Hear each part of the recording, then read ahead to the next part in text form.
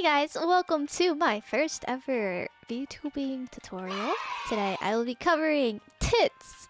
Yes, tits. Not these tits, but Twitch integrated throwing system. Let me do a little demonstration. You know, you can throw stuff.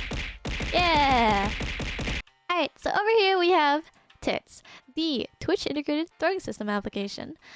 So this is the throw scene, which is usually our default scene when we are streaming. Double tap F10 and then it disappears, and when you minimize it, this won't show up. They also have added a spout to capture, so you can have this completely transparent without having the UI in the way. It will show this outline unless you hide it. We got the trigger manager. This is where you will be controlling everything here. Essentially setting up channel points, follows, subscriptions, bits, raids, gift subscriptions, chat messages, and commands.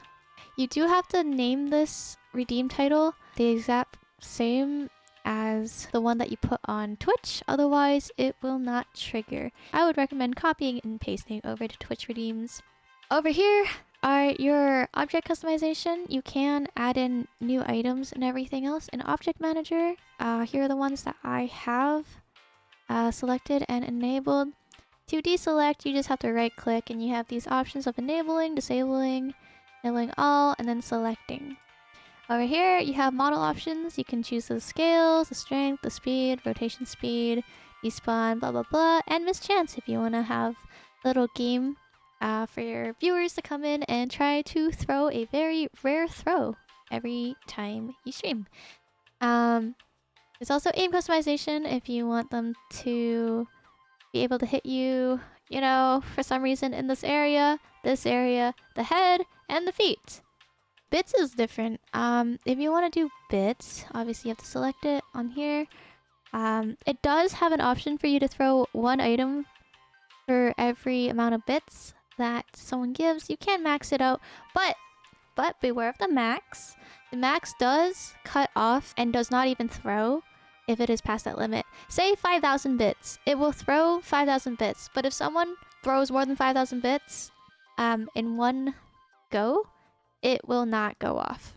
You can do any kind of subs, gift sub, whatever. I didn't wanna go extra and add in extra different like subs like Prime, Tier 1, Tier 2, Tier 3.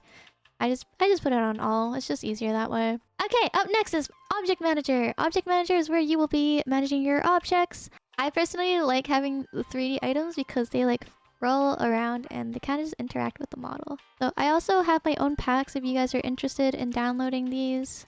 I just made a Lethal Company themed throw pack. So if you guys want to download it, it will be in my description. And they're completely free. So in Object Manager, right click, you can import a model. This is for 3D models. Import VRM. These are for VRM models.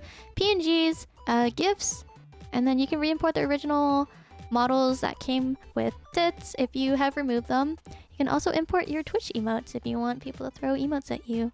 So over here we have the sound effects menu, as you can see. You can add whatever sounds you like over here, and this will be your little library.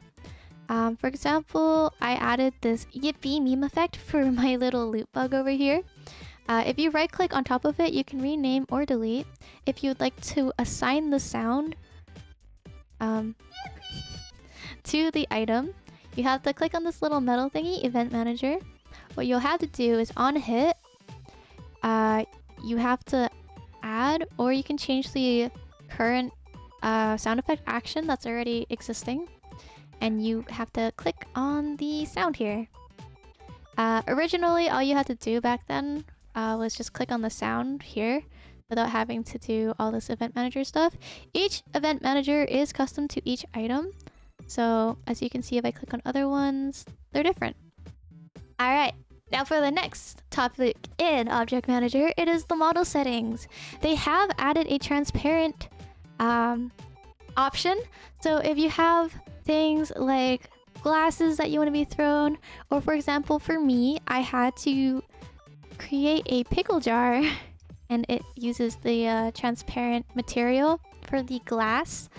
You would want to go into model options here, advanced, and then over here you have this mode setting, transparency mode. You can put it on none, which is default, There's cutout, transparent, and cutout and transparent. For me, I just have it on transparent. And as you can see, if you do decide to change the item to transparent, you do have to restart tits. But for the most part, if you are making models, most of the textures will be flat. So you can't have anything like shiny unless it's like a texture like that for the illusion of shininess. And of course, you can scale everything according to the size of this banana. Here's your connections. You can go over here to connect to your Twitch, your VTube Studio, or VC Phase, Streamlabs, and Pulsoid. Thank you guys for watching this tutorial video. Let me know if you have any questions, and let me know what I should make a tutorial for next.